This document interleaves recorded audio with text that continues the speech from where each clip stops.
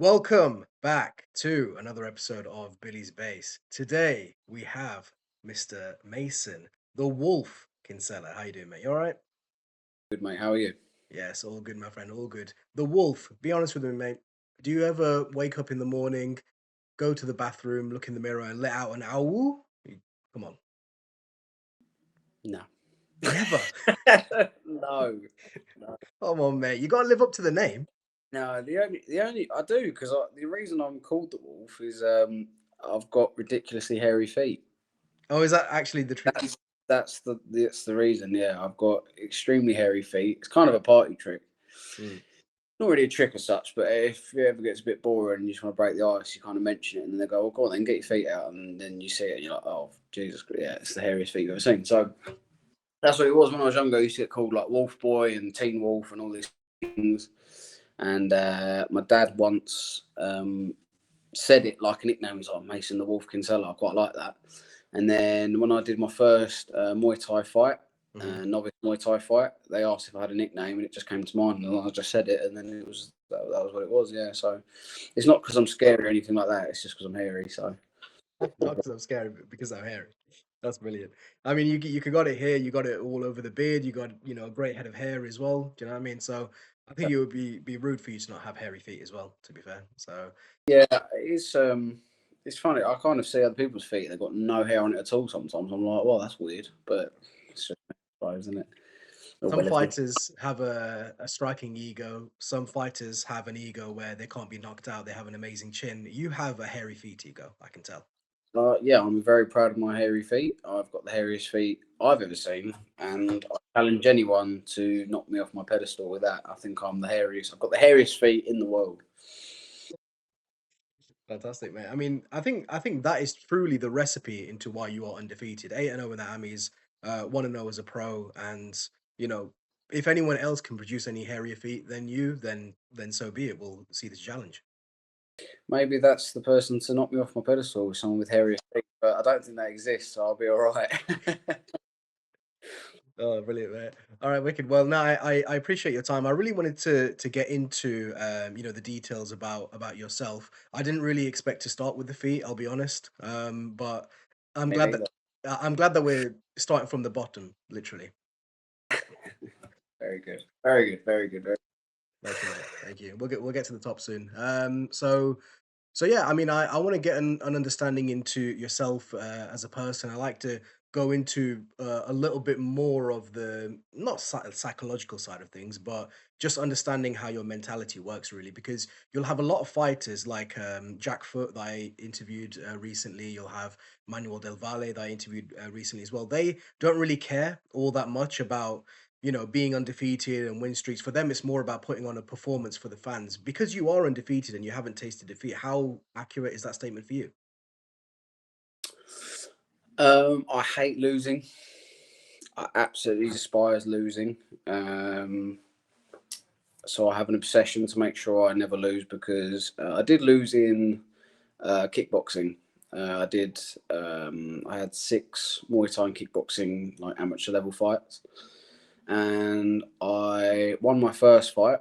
It was very very nervous, and the guy it was like a 5 round, 1.5 minute rounds fight, and the guy just literally come out at the beginning of every round trying to take my head off, and I was so nervous, and yeah, it was just awful because he was just putting on this mad.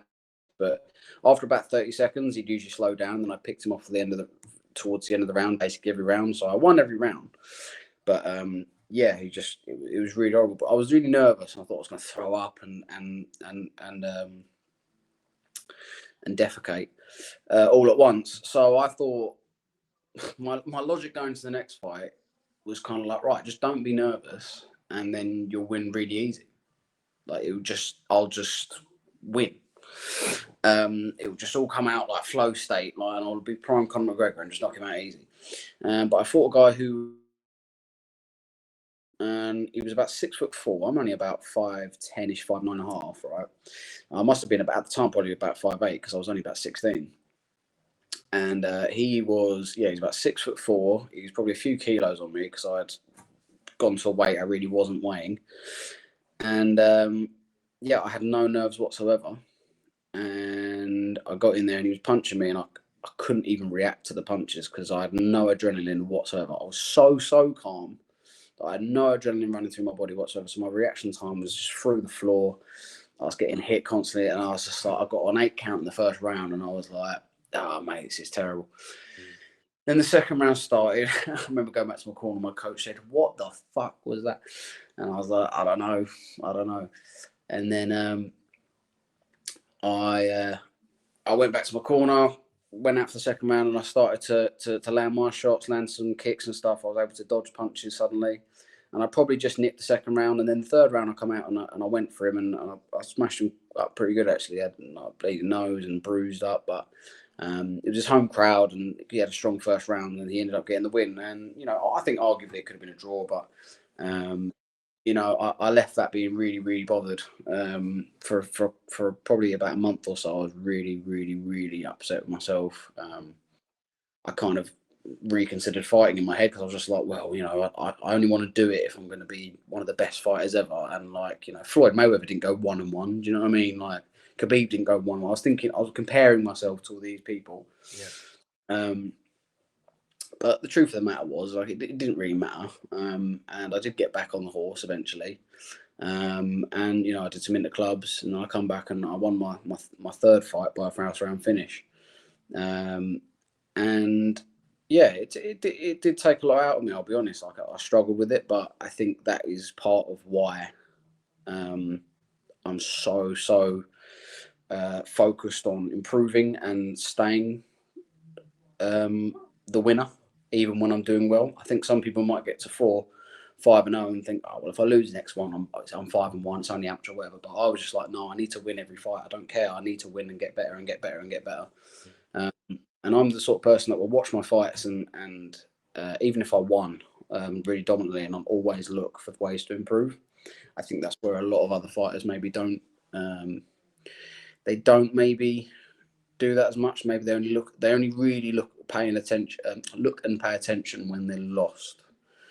And they think if I've won, I've done a good job, nothing to really work on there. But I'm always looking for ways to improve. I'm always looking at myself like I'm an opponent. How would I beat me? And trying to close them gaps. So, I'm undefeated in MMA. I'm undefeated as a pro in pro MMA and amateur MMA, but I'm not undefeated in life. We've all taken digs. So, but for me, it's just a case of I need to win because that's just my mentality. It's not really about record necessarily. I've just got an obsession with winning, to be honest. I'm with you. Yeah, and Competitive. that's what I was. Sorry, go ahead. I was just saying I'm really competitive. That's what it was really.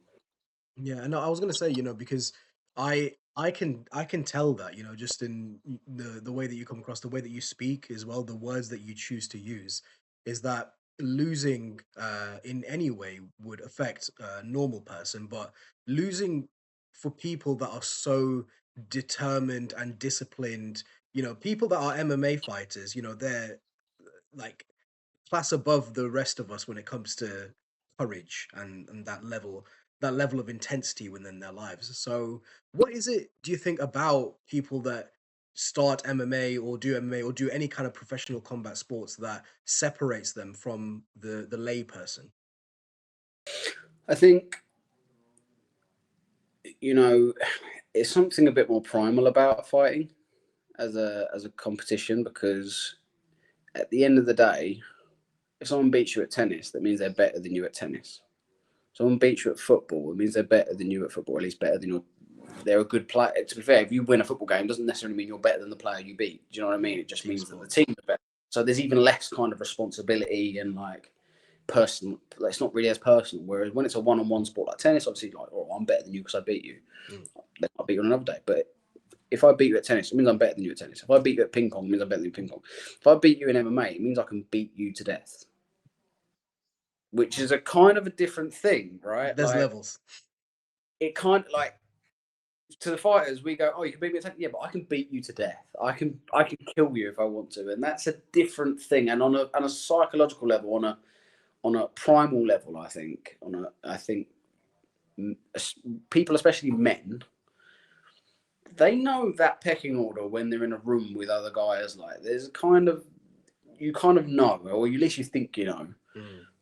I think especially untrained people probably go around with sort of fake ego that they think they know better, and every man in that room that's untrained thinks they're probably the toughest guy in the room, more or less sometimes. But I think with fighting, yeah, it's a different sort of thing you're putting on the line. But also you learn to control your ego when you train, like um, especially against untrained people. I guess with other trained people, you've still got a reason to be sort of competitive. But like, I'm the sort of person, like, if I was on a night out and someone was trying to start something with, I couldn't hear or see you for a second. I think there was it just cut out. But the where I lost you was where you were saying if someone was on a night out and tried picking on you. yeah, like I think this is the same for a lot of fighters. But like, if we're on a night out, um, if someone's trying to start something, I think more than other people, I've just got no interest because I've already proved myself. I haven't got anything to prove to myself. I haven't got anything to prove to other people.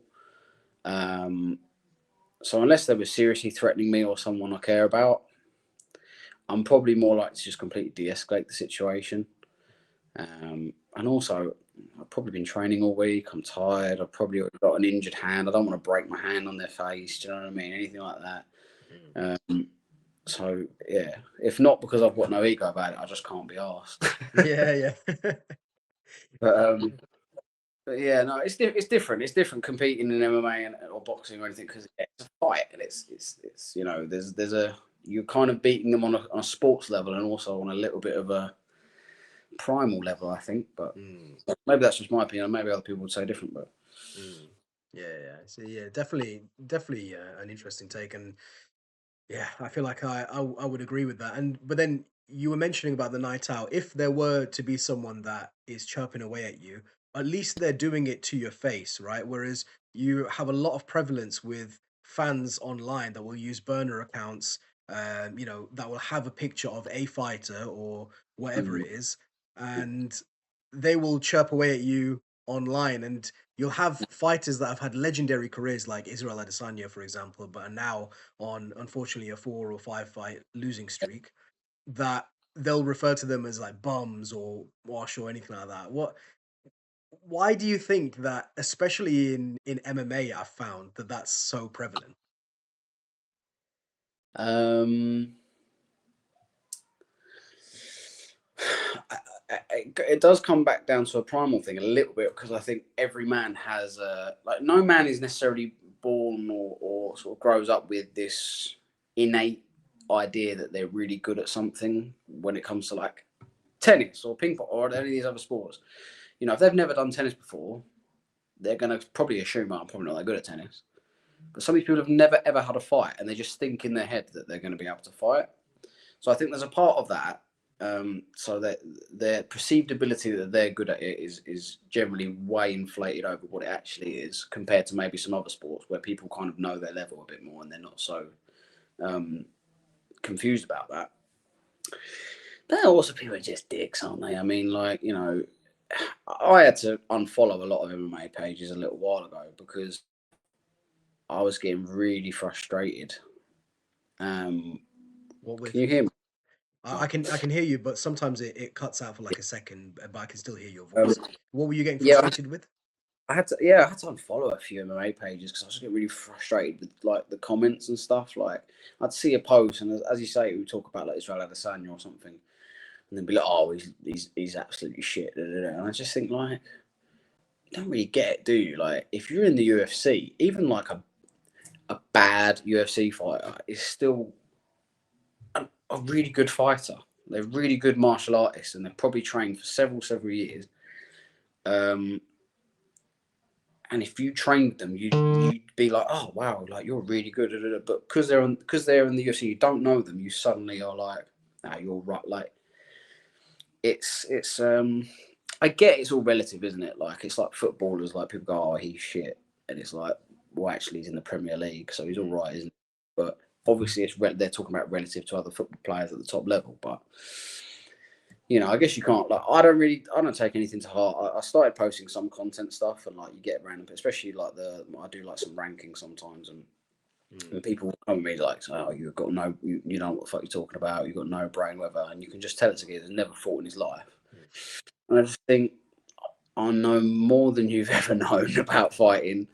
But people have this sort of it's like anything, isn't it? It's that keyboard warrior sort of syndrome where they think they're tough over, but they'd never say. 99% of these people would never say these things in real life. So you just have to remember that these they probably most of these people that you think are really horrible online, like if you met them in real life, they'd probably be calm with you. They're probably pretty nice. You probably wouldn't even know they're a knobhead. But then they get and sort of, I think it's their release for some people that haven't got anything else going on in their life. Yeah, some people are very goal oriented. Some people really want to, you know, become world champions like yourself. But then some people they get their dopamine release from spreading hate online, which I've always found very interesting. It's sad, isn't it? It's a bit sad, but I feel pity for those sort of people, really, that just that's all they do. Sometimes I do see comments that are just so obviously just rage baiting, that obviously just want some sort of human connection, and uh, that's the best human connection you could possibly like hopefully get. Just people calling you an arsehole for saying something stupid. I will give you that human connection by blocking you. Thank you very much. Yeah. But yeah, yeah, I want to get into not just the mind of yourself as a fighter, but also you know your personal experiences, your personal favorites. What kind of favorite fighters do you have at the minute?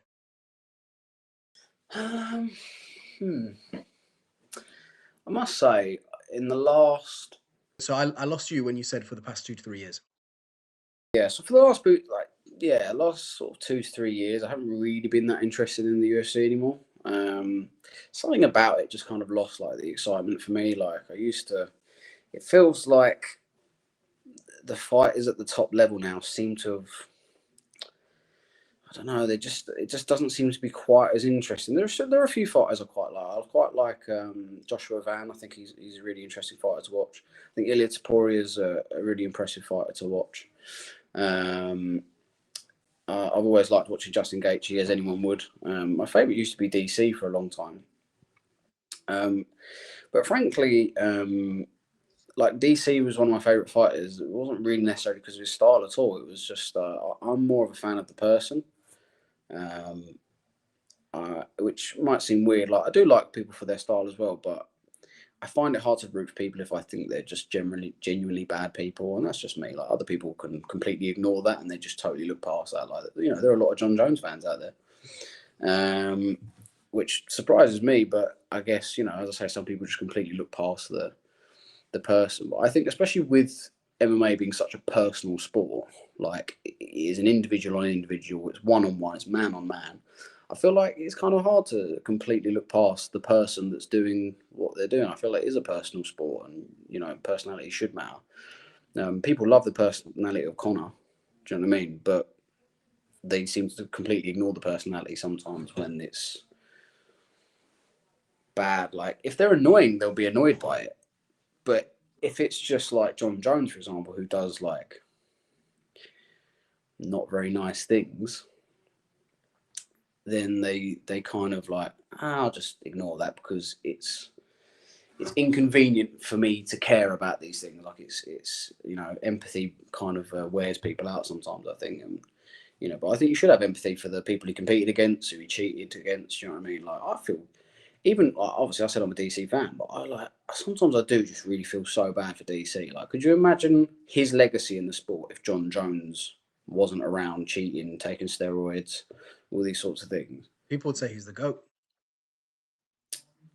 He could be considered up there. Do you know what I mean? Like, if you imagine he'd just been on a range, John Jones never beat him, and he went up to heavyweight maybe earlier because he was beating everyone at lightweight, and maybe he retires a bit earlier because he was, moving on 50 when he fought DC, when he fought Miocic sort of the second and third time. Um, was he 50, nearly 50 or he was old anyways. He was old. Yeah, he was about 41 when he fought the third time, I think. Oh, he was a bit older, but yeah, I mean, he was old. Do you know what I mean? And he's been a wrestler as well, and that's hard on your body. So they've done mileage, the wrestlers, and so yeah, he probably should have just won that first fight and rolled off into the sunset, really. But yeah, I used to like DC. On him when I first started, I think everyone did. That was when he was in his prime, and he was sharp and he was inspirational and motivational. But again, once for me, it was when he hit the old dude in the pub. I just kind of went, I can't support. I just, Mm. you know what I mean. If I knew any of my friends that did that, I'd be like, what the hell are you doing? Like, so yeah, that's just me. But people are free to like who they want to like. But I do find it interesting some of the people that they support. Yeah, I'm with you. I also agree. I think personality is a huge driver. Like for me, DC, I would say, is probably my favorite fighter of all time. Just like you were saying, not so much for his performances inside the cage, even though they're crazy. You know, he's about. I know they list him at 5'11", but he's probably about 5'8", 5'9". Mm, Just pure 250 pounds of muscle, ragdolling all of these guys that are like 6'5", 6'6", mm, and just that outweigh him as well. But the mm, reason why I became a fan of him was because I saw all of the compilations of his interactions with Khabib and the rest of the team at mm. AKA, and I thought that they were just so hilarious. Yeah, yeah, yeah, That's why. yeah. Like Arnold as well is like I trained with Arnold Arnold Allen, and he's a he actually I don't think I spoke to him about this before, but so if he sees this, he'll probably find it quite funny. But I remember the first time I entered BKK, I was kind of thinking to myself like, well, it wasn't necessarily when I was at BK, but around that time when I first entered BK, I was thinking to myself like, do I need to put on like a persona when I fight, and like not Colby Covington per se, but something a bit like that, where I kind of have to talk shit when I don't really want to, like I don't really care to. Start beef and sell fights. Like, do I need to do that to be a top level fighter? Do I need to be arrogant to be a top level fighter? And then I met Arnold, and he's just like the most humble, coolest guy in the room. And he's by far the most successful fighter in the room as well. Mm. So he kind of just smashed that out of the wall. Actually, I was like, I can just be myself actually, and that actually kind of made me kind of take a breath out and go, oh, okay, I haven't got to put on anything. I can just be myself, and that's fine. Mm. And I think I get on with a lot of people. I think I seem to be pretty likable. Um, so why change anything? You know what I mean? I'm just going to be myself. And I've got no problem beefing people if I think they're um, not my cup of tea, if that Mm. makes sense. Hmm. Especially if they're being mouthy with me. To be honest, there's only been maybe one or two fighters I didn't really like that I thought everyone else has been really, really cool. Um, but yeah, sort of giving it to me. I've got no problem going back and forth with them. I've got a quick tongue, but I don't. Yeah, it's not something I'm going to push. Yeah, absolutely. What about when you're, you rise through the rankings, and no doubt, I mean, looking at your fights, not just the because people always overinflate records. I feel like they put a little bit too much stock into it. You'll have someone that is maybe maybe 4-0 on in like the Mongolian regional scene, and it doesn't really mean anything. But you'll have someone that is a veteran within maybe like the Miami scene, and is like 12-4, but they're really, really talented. So not just so much when it comes to a record point of view, but just your style. I feel like you absolutely will reach the top, and I'm not just glazing, but I'm saying genuinely how I feel. So when I see you in those, UFC press conferences, potentially going back and forth with an opponent, would you want to play into it a little bit and maybe inflate your personality to get the fans more interested, or are you just thinking, I'll just be chill, I'll just be myself? I think being myself will be enough because I think I've got quite a lot of charisma on my best days. Um, I know how to banter, and I know how to make fun of someone.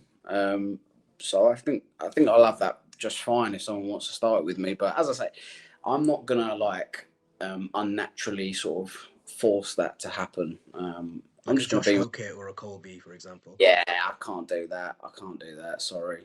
Um, that's like the MMA equivalent of doing OnlyFans. Like you're just throwing away your sort of self respect for the money, aren't you? So it's like I get it, got to pay bills, but you know, don't ask for the money and the respect. Like you are throwing away your self respect for the money. So it's like don't be mad when people don't like you or they call you a dick or all that sort of stuff. It's like you made that.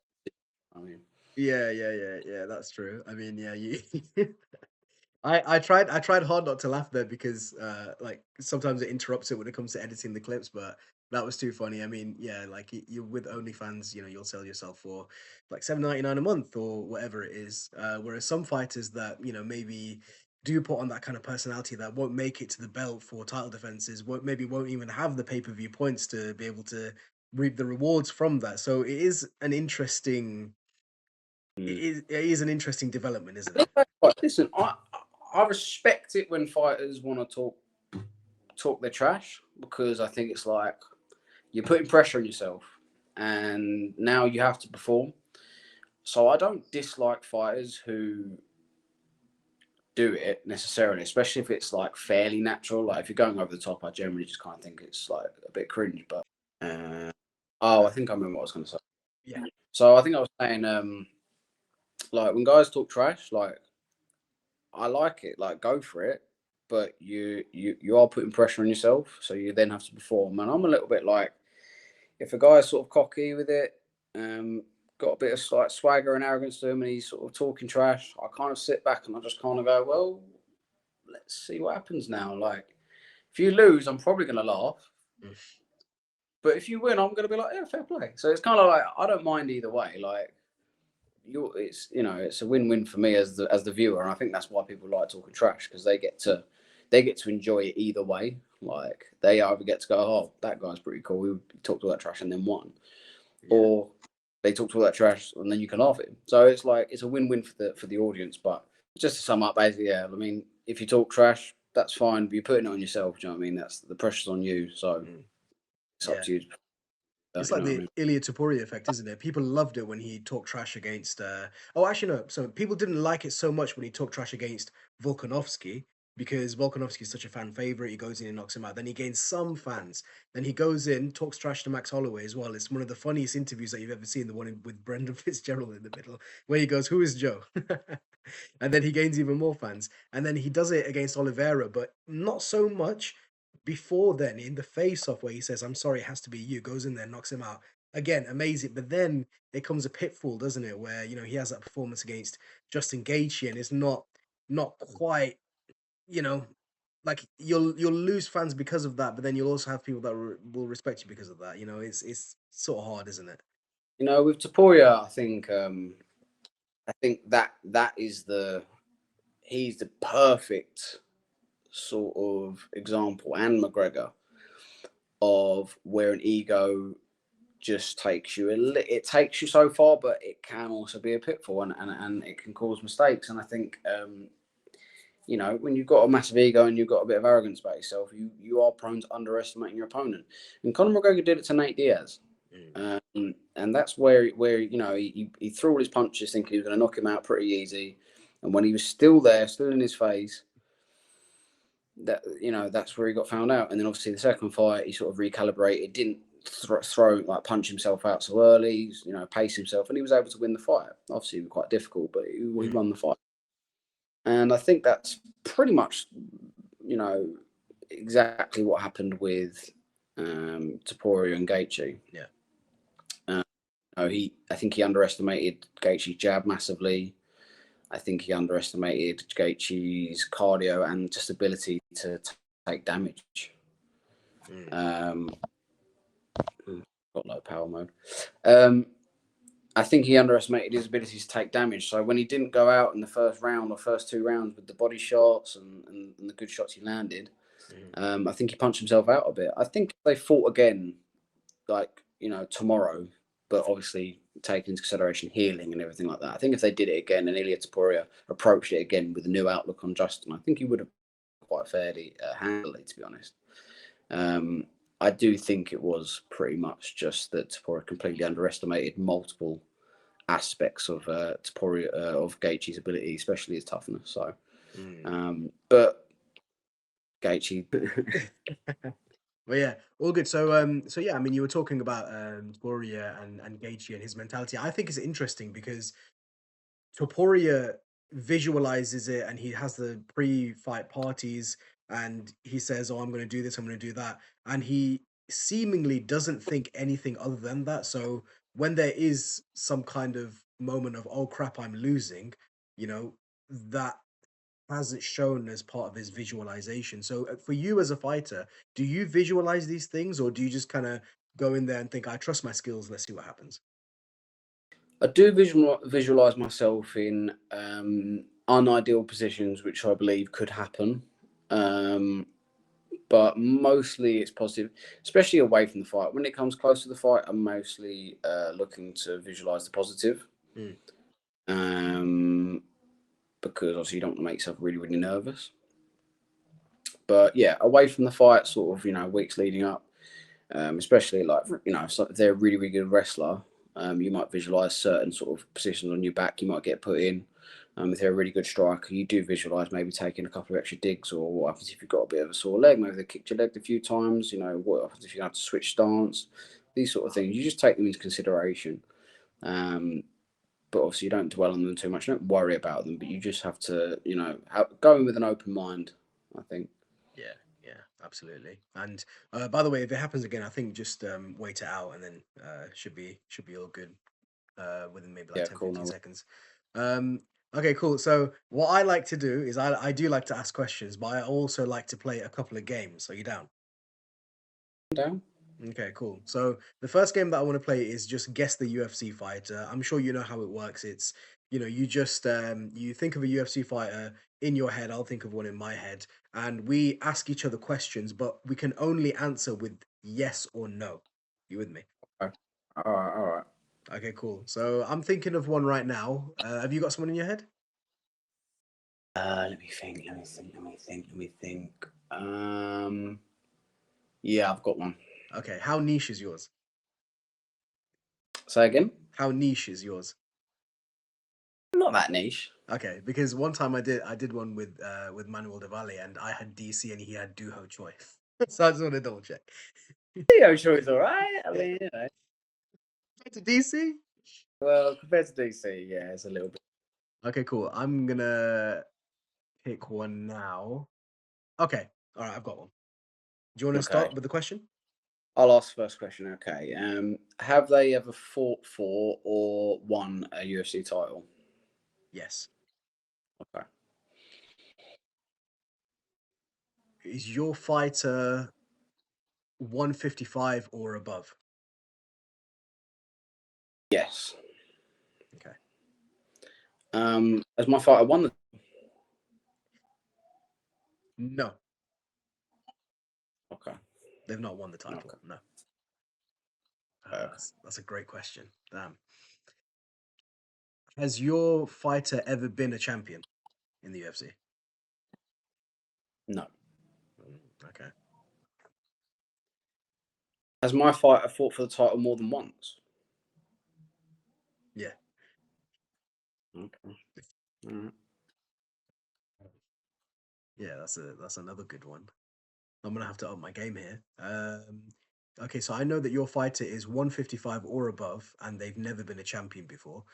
I want to try and narrow down the weight class. Are they either a middleweight or light heavyweight? Yes. Okay, Is your fighter a lightweight fighter?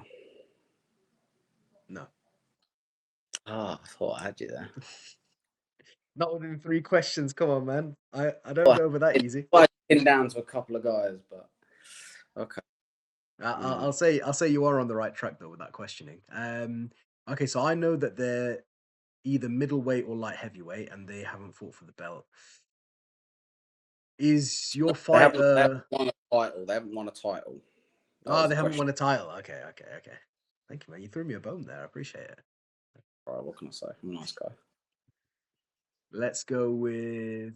Is your fighter currently top five? No. No. Is my fighter lower than lightweight, so 145 or below? Yes. Okay. Okay. Is your fighter ranked? Yeah. Okay. Um.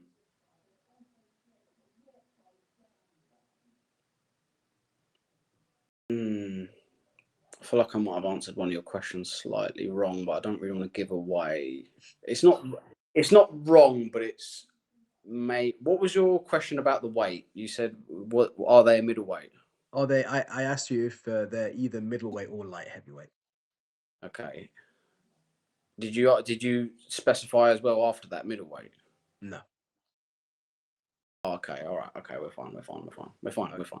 You're not leading me down a garden path. That's all good. I didn't want to lead you down the wrong path. Okay, so 145 or below, I'm going to go on a limb and say it's probably, well, it's, I don't think many fighters even fought multiple times for the flyweight belt, and not won it, especially. I mean, it could be like someone like Joseph Benavidez. I think he's retired now, though. And then, so you're looking at bantamweight, who's fought for it but never won it.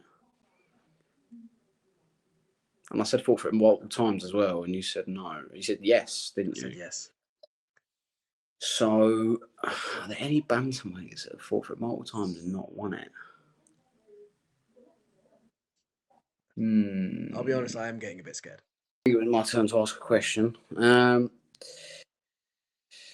Right, so they fought multiple times for a title. Okay, I'm just gonna, so I can narrow it down. Are they at bantamweight? Or No, well, okay, not okay. bantamweight. No. Interesting. Okay, so I'm trying to remember. So I don't think that I narrowed down the weight class exactly. You said that they're not top five, but they are ranked. So are they a middleweight? No,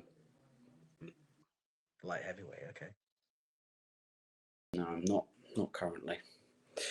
Um, I will say, right. So it must be a featherweight, surely. I'm just trying to think who's fought for the title in the last little while and has not won it. Is it Diego Lopez? Yes. Ah, no. Oh, so you know what? You were on the right line with when as soon as you asked about the title and have they fought multiple times, I thought, oh, I'm cooked. Yeah, I was like, you know what? Because my first thought went to like Dustin Poirier, Yeah. because he's fought for the title a couple of times at least. So I was like, okay, Dustin Poirier, Michael Chandler's fought for it a couple of times. So I thought when you said it wasn't lightweight, I was like, no, okay, I'm not really sure now. And then yeah, I was thinking flyweight. I mean, there must be a couple that's fought for it and not ever won it, but I'm not even sure if many of them are still about. But especially multiple times, fought for it multiple Yeah. times. But yeah, and then I was thinking it must be. I was thinking in my head, did Cheeto Vera fight for it a couple of times or something Yeah. like that? All Did I'm he saying, mate, is sort of one? I've seen a lot of your fights. I've never seen you celebrate quite like that. Yeah, yeah. No, I try and keep it pretty nonchalant at the time, but that was that. Let's go. All right, cool. No, that's wicked. Oh, all I'm saying is that we need Volkanovski versus Lopez 3. That's all we need right I'm good. I could watch another fight other than that, to be honest. Um, do you want to know who mine was? Do you want to keep guessing, see if you can get it? Oh, okay. Yeah, yeah, fine. Okay, you've clearly won, but let me see if I can pick up the scraps. I know that they're a light heavyweight. I know that they're not top five, but they're ranked. Is that all Okay. accurate? I mean, I haven't checked the rankings. I'm pretty sure they're not ranked. Yeah. Oh, Is sorry, but they're not top five. Yeah. okay. My guess would be like, but and you also said that they've never been champion as well. So my guess would be like, I don't even know where to go. Johnny Walker. Think of someone who was a middleweight. Oh, Because this is the thing. I thought you might have said earlier, are they a middleweight? And I realised that he's now light heavyweight, but he was a middleweight. I'm pretty sure his last one or two fights, he's been a light heavyweight. my He's a mind. very big. He's a pretty big figure in the sport. Everyone sort of in the UFC knows, like UFC fans will all know him, Hmm, and he has fought for the title, he has fought for the title, middleweight. I will say, middleweight title. yeah, a lot of hints there, so you should be able to get this pretty quick. Hmm. I think what you fail to understand is that my brain is cooked right now. Um. Okay, so he's formerly a middleweight. He's fought for the title once or twice, Just the once. just the once. and now he's moved up, and his last couple of fights have Mm, been at light heavyweight. I don't know why I'm drawing a blank. Can I ask you about region? Like, is he like what continent he's from? sure. Ask whatever you want. Sure can. Is he American? No, Is he South American? it is. He's South American. Mm. Brazilian? Mm-hmm. Okay. You should know it now. You should know it now. I mean, not Alex Pereira, right? No, I mean think of it. Think of Brazilians who have fought for the title of middleweight in the last 5 years, 6 years. Mm. Oh my God, I'm just drawing a blank right now. What the hell is He's like, happening? this is why I picked him because he's so memorable and yet so forgettable at the same time. Like you'd almost forget he had this little run at middleweight Hmm. because it wasn't really a great run in retrospect. I don't think, but No. Okay, so oh very mate. inactive.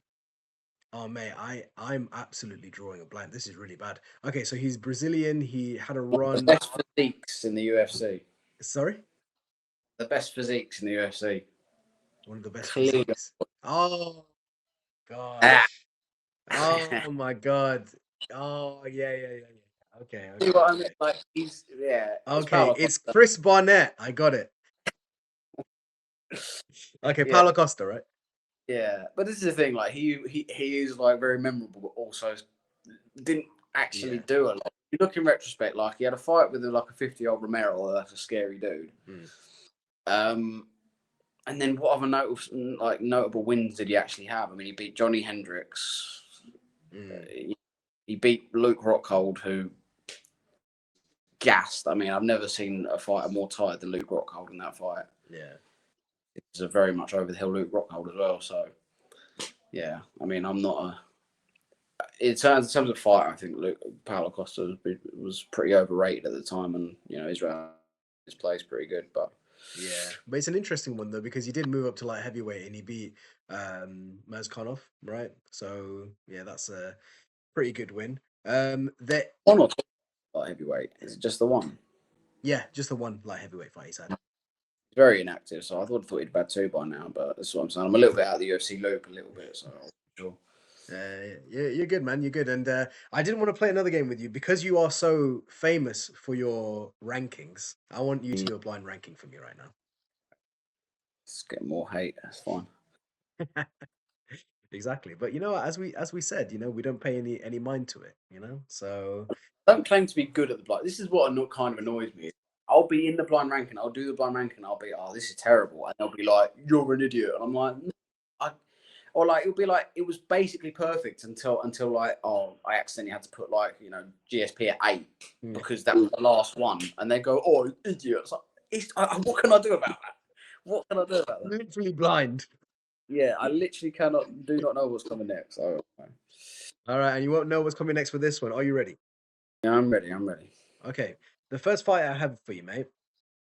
It's a weird one to rank. I'll be honest. If Amanda 10 or Nunes. 5, yeah, 10 or Five. 5. Five. Okay, 5. Amanda Nunes. Ooh, yeah. See, if someone wanted to put them in their top 10 all time, I wouldn't even be that mad. Like, I know she's a woman, but if she was a man, she would be one of the goats. Like, she's beat the who's who of the women's, and all in pretty handily fashion as well. She's awesome, man. I'm gonna go for 3 actually. Three. Okay. I like it. I like it. The next one I have for you, mate, is Frankie Edgar. 4. Oh, for Frankie Edgar. Okay. Oh, I think maybe. Oh, that's maybe bad. Well, yeah, but she's the GOAT versus like a very good fighter, and I know she's a woman, but I still think like you have to, like she's fighting women. She's a woman, so it's fair game in it. So I'm gonna, yeah, I know what, I'm gonna stick to my guns there. But Fair I enough. do love Frank Edgar's great. Fair enough. Fair enough. I think that's totally fair. I think that's Next one I have is Dustin Poirier. see, I have a bit of a rule where it's like if you give me someone who's not won a title, then the person they can't go above someone who's won a title, more or less. Mm. Which I think sometimes is unfair for a guy like Dustin Poirier, and like there are some champions like I can't remember. There was a woman that won the title from like a vacant title, and then she like vacated it straight away or something in one of the was it like 125 division or something like that? Was it like the 125 division fight Yeah, or something like that? And like I can't remember her name. Nico So Montana. there you go. So I would put Dustin Poirier above her probably, but it's very rare that I would make the exception. But I don't know. He looked pretty tough in that airport. Did. I'm gonna It's go. gonna be bad. It's gonna be bad. I'm gonna go. I'm gonna go two, but mostly because I think they're probably gonna be someone that's like significantly below that. Fair enough. I'm I think that's fair. I think that's fair. Um, hoping. how weird is it, by the way, that I can remember Nico Montana but not Paulo Costa? That's impressive. That is impressive. I think he's just Just to let you know, I'm on 1%. So I would ask this question very quickly, and then I'm okay. gonna do this last bit, and then I'll go put my phone on charge. No worries. And Next one is Joshua Van. oh, fuck's sake. This has gone so badly. Oh, 5, I guess. 5. Okay, and your number one is John Jones. I've watched too many of your blind You rankings. set me up for that so bad. You knew exactly what you was doing. You knew exactly what you was doing. Let's go. Hey, I've watched too many of your blind rankings to know. Listen, mate, you always say, you know the rules, right? John Jones goes at number 10. You know the rules. John Jones goes at number 5. And the road. Oh, I'm So, are you blocking me after this? highly likely. All right, let me go put my phone on charge real quick. Ay, God. God his ass. All right, 1 second. Still not need to be. My phone's about to die. No, that one doesn't even fit my phone. There's me nan there. Say hi, nan. For you. All right. She's offering me an Android charger for my iPhone. Oh, get in. But you can still do the USB-Cs, no? Nah, because I've got an XR. How is it? Yeah, I'm rolling old school. I wish you would have told your nan that I'm like your sensei or something. Let me try and set this up quickly in a position where you can see me just fine. Oh, good. Mm.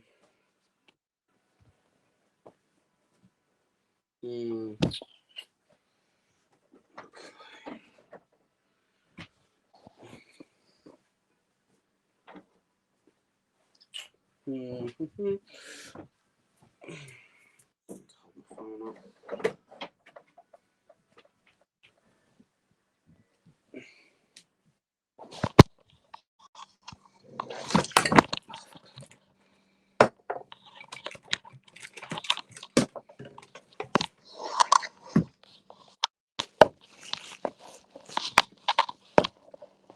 I feel like I've like hacked into your phone and I'm seeing your front camera.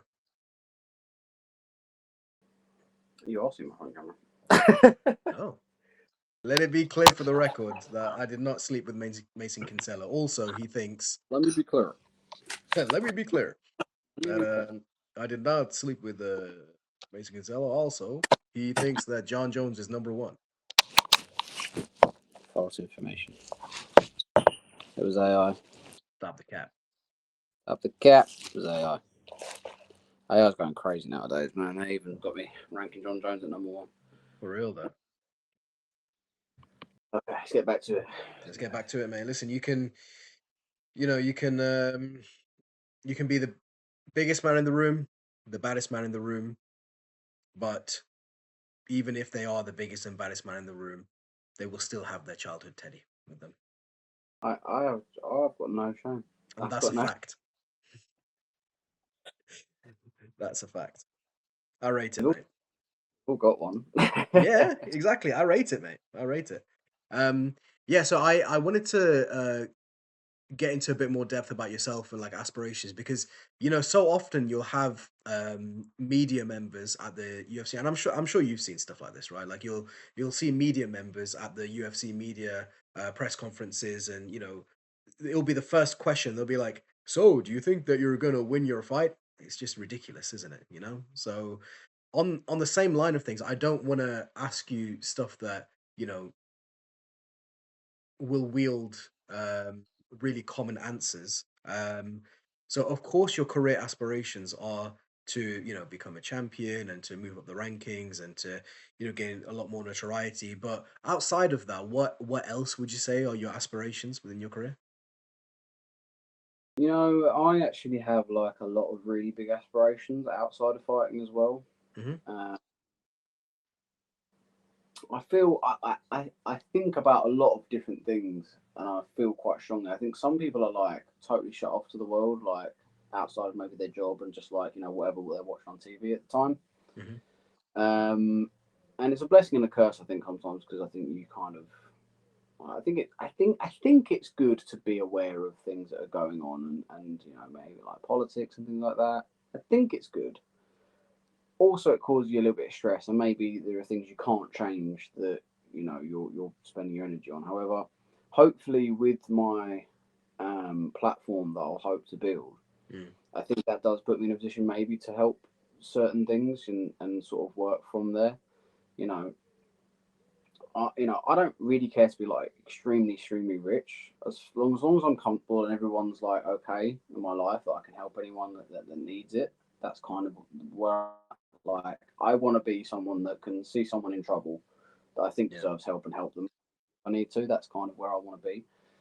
Literally, all I would want more money for is to help more people. That is all I'd want to do. If I was a billionaire, a trillionaire, I'd probably spend, especially after fighting, all I would do is literally go around and try and find issues I can solve with money, and try and help people out of situations. I think that's what people and that's what I think people should do for their fellow man. Is try and help others that are less fortunate because it's a lottery in this world. You know what I mean? I got born in a country where I pretty much have no chance of having no access to clean water and food. Mm. Um, I've got two parents who are alive. That's more than I can say for a lot of people, even in this country. Yeah. Um, I'm not worried about a war coming to my doorstep. My house is in no threat of being blown up. I've got no one trying to kill me for my, my sexual orientation or my beliefs or anything like that or my religion. So all of these things are privileges that I think a lot of people will take for granted. So if I do get a good platform and along with that, hopefully financial capabilities, I will try and help as many people as I can before I leave this world because I just think what better way is there to use that money? Like I could buy a Lamborghini or I could feed 100 families for the rest of their life. Like what's actually going to bring me more happiness? I think it would be the latter, to be honest. Mm. Lamborghini gets boring after a little while. It just does. And you could ask anyone who's super rich. Like these materialistic things do get old. Um, I don't think like helping a child out of poverty is going to get old. I think it would be strange if it did. You know what I mean? Mm. So things like that. Like I have a lot of feelings about sort of the education system as well in this country. Mhm. I think like we waste a lot of our time in school, and a lot of the stuff we do is really useless. And it's a bit of a cliche argument that people go, oh, I learned algebra and mitochondria is a powerhouse of the cell, all this rubbish, and I'll never use it.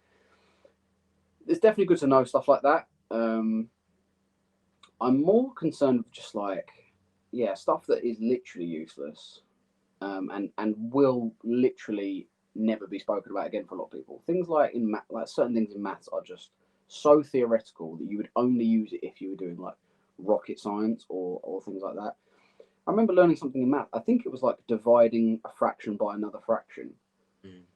And I asked the teacher, and they said it was completely theoretical. There's no, you can't physically have a fraction of anything divide by a fraction of anything. So it just doesn't. So I was like, we are literally just learning complete theory here. Like you might as well learn like Muggle language from Harry Potter. Like it is literally that useful. And I was just like, and first aid isn't a GCSE. Mm. first aid isn't a mandatory GCSE. That blows my mind a little bit, that we are learning things that couldn't be more useless when we could be learning things like first aid, which would firstly relieve the NHS. Like if we did a mandatory GCSE that was first aid and like basic health, you'd relieve the NHS probably millions and millions and millions a year. Waiting times would go down because people would stop going into hospitals for like things like an ingrown toenail and things like that. Like they would know what is what. You know, heart attacks would kill way less people. So you'd save lives, you'd save the NHS money, and people would be learning something useful, which I think even some kids that, you know, kids don't like school, but I think even that they could see, go, oh, well, at least that's useful. Do you know what I mean? Most like obnoxious kids. So just that, like I'd like to help things like that. And you know, I'd like to maybe do like some streaming and stuff. I do like video games as well. So like Okay. maybe there's like streaming and playing video games, because some fighters do that as well. I think like you've already got that platform from fighting, and you've already got that sort of following. Like it's not too hard to sort of start yourself up on that as long as you're not like really boring. Mm. So there's definitely a chance for that sort of thing as well. What kind of So I've video got games are you into? at the moment, to be fair, I'm playing a lot of FIFA. Not really like Ultimate Team and stuff. I just kind of like career mode. I'm kind of like autistic in that sense. I just like doing my little thing and making my little teams and stuff. Mm. Uh, I also liked playing Arc Raiders recently as well. I think Arc Raiders was really really good. The fun of it has worn off slightly for me recently, to be honest. But I think it's still a really good game. I still think like I'll keep coming back to it every now and then. What else? I'm really looking forward to the new Black Ops ports to come back as well. Hmm. Actually, that comes, so I'm really excited for that. GTA 6 coming out this year apparently, if they don't push it back again. Yeah, So I'm really allegedly. allegedly. My favourite games ever would probably be like Skyrim though. Mm. Skyrim for me is when I was younger. Red Dead Redemption's good, 1 and 2. I'm sure Um, you've seen all the Skyrim memes. That yeah, go yeah, around. I know. Yeah, I'm very well aware of Skyrim memes. But yeah, there's a lot of things I want to do after my career and things like that. But I don't like to look too far into the future with certain things as well. At the same time, I think like I kind of always go back to sometimes like a primal sort of context of things, which I've kind of mentioned a weird amount of times in this conversation already. But like I think as humans, we're really not meant to be looking too far into the future. Mm. Uh, because at the end of the day, our natural instincts and sort of natural routine is just to be chasing food for that day and eating it, and then sleep and make sure you don't get eaten. And so there is no reason to be looking 2 weeks ahead, 3 weeks ahead, really, in that sort of context. Mm. Um, and I think that's where a lot of anxiety comes from. Is like they've got like I've got like a 6 week sort of plan of, and then I'm working on this job for 6 weeks, and then I'm working in the late quarter of the year. I'm doing this, and I think that gives a lot of people anxiety. I think that's why a lot of people are sort of struggling with their life, is that they're just sort of thinking about too much all at once, and imagining all these different scenarios of things that aren't anywhere near happening yet. Mm. So I I agree. try and focus on, one day at a time, 1 week at a time, and I don't really look much further than anything I really need to, if I can. I think that's one way that I kind of keep my head clear and calm. But how is it that you actually compartmentalize? Because you'll have a lot of people that will say, "I'm trying to do that. I'm trying to go week by week, day by day, but I can't do it." So, how do you do it? Um, I think staying busy is a massive part of it. Like it's if you sit kind of and do thing and don't do much, um, then you kind of like, and as well routine. With routine, you can put a lot of things in the back of your mind because everything's on autopilot. Mm. Whereas if you're having to think about, okay, when am I going to eat? When am I going to do this? What am I actually doing here on a day to day basis? Then it makes thinking about things in the future when you have to even harder, if that makes sense. It's like I've only got time to think about what I'm doing today. But if you're kind of doing everything as a routine, then you almost don't even have to think. You can almost just like run through the day. Like I'll get to the point like I'm meant to go to the gym, and then someone says to me, "Oh, can you pick me up quickly from here, or whatever, on the way to the gym?" I'm like, "Yeah, that's fine." And then I'll leave the house and I'll start driving to the gym. and I'll completely forget I was meant to pick up that person just because I'm in such a routine of things that when you kind of make me do my routine, it's like I am almost on autopilot throughout the day, and that kind of gives me the time to think about other things. If that makes sense, I've got ADHD, which I don't necessarily know that I've said like publicly. Um, but that's I was undiagnosed. Well, I'm still not diagnosed because it's well, one, I'm sure I have it, so I don't really feel the need to ask um, Mm. professional to tell me the things I already know. They're going to go, have this symptom, and I'm going to say yes. And then you go, do you have this? And I was like, yes, I have all the symptoms, yeah, or every single one. And then they'll go, yeah, you have ADHD, and I'll go, yeah, I know. And then it's like, and also it costs money and the waiting time. So, Yeah. um, but I didn't know at all. I didn't really think I didn't really know what ADHD was properly until I was like sort of 20. I think it was I was about 20 when I figured it out. Mhm. Uh, I thought it was literally just your there's people that are just like yeah, like golden retriever sort of energy. Mm. Um, but it's not that, and it massively helped me to understand what I was facing. I explained it to a few people where it's like, especially when it came to sort of procrastination. I'd be procrastinating doing something, and I don't know why I'm procrastinating. It's not even the thing I'm needing to do isn't even that bad, but I just really for some reason don't want to do it. And the more I procrastinate, the more I kind of get annoyed with myself that I'm procrastinating. It's like, why don't you just do it? It's not even that hard. Just do it. And Mm. yet it feels so hard to do it, but I don't know why. So then I'm like, why are you being such a bitch? Why have you got no motivation? Like you've got no discipline. You start beating yourself up about it, and that becomes a cycle of like you beat yourself up, you lack motivation, you beat yourself up because you lack the motivation, and it just keeps going around in a circle. And it falls in sort of like a pit, what I call a pit, Mm. and it's like quicksand. You just keep getting worse and worse and worse. And once I realised that I have ADHD, um, that sort of scenario, it was a bit like fighting an invisible man. Like you don't even know what's happening. You're just getting hit and you don't know why. Mm. You're feeling rubbish and you don't know why. And so you don't even really know where to attack it from. But once you realise you're fighting an invisible man, you're like, oh, okay, but it's still a man. It's got legs, it's got arms. All right. So if he throws, oh, okay, then I know then he's got the other arm. So you kind of, it's not going to be easy. Mm. It's still an invisible man, but you know what's happening. So that's the difference. And so with ADHD now, like if I'm finding myself procrastinating, I have the sort of knowledge now to just go right, just get something done, Mm. or get worse. How long Those did it take you to develop that mindset? not too long. Once I realised what I was dealing with, I kind of figured out where I was at pretty quick. I still had bad days where I felt really motivated and I'm like, oh, do I want to do this, do I want to do that, and do I want to go train that one night? And sometimes I would go, I'm just going to let it win today. Um, and it would be shit, but what I made sure I did was like, okay, but the net tomorrow you're going to try. You don't have a choice. You're going. Mm. And some days it was no. Today you are going. Force myself, and well, most of the time it was. To be fair, very rarely would I let it beat me, but sometimes it did, and that's fine to admit. Um, we all have days like that, but you shouldn't beat yourself up too bad about it, especially if you're dealing with something like ADHD and stuff. Like it's all gonna things sometimes get the better of you, but Mm. um, yeah, like anything really, it's just got to pick yourself up and get going again. Um, I'm not an unintelligent person, so yeah. Once I figured out sort of what's going on, I kind of quite quickly built up a system around it. And I used to think I used to think I hated routine and think I used to like just go with the flow. But actually, I realised that I'm just not in any way efficient that way. And actually, now I've come to sort of understand that it's not even whether I like routine or not. I just need it.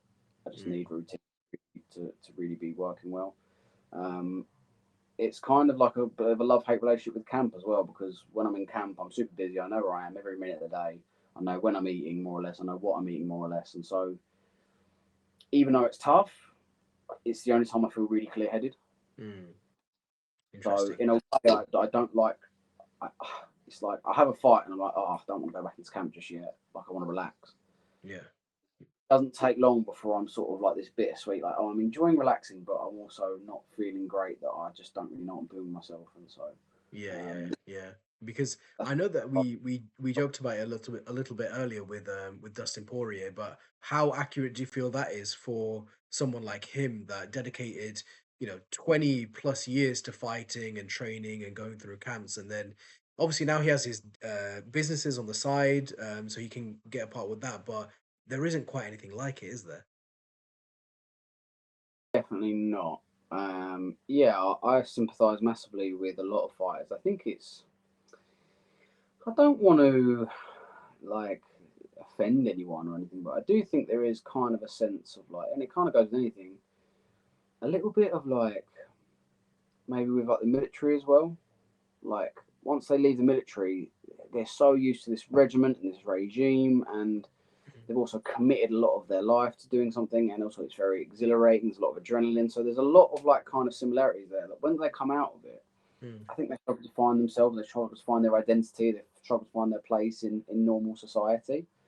Not that I'm not a normal civilian, but in a mm, sense, we're not. Like it's a very different ball game we're playing. We don't go to an office. We don't have a boss. We don't. It's very very different sort of lifestyle to what other people do.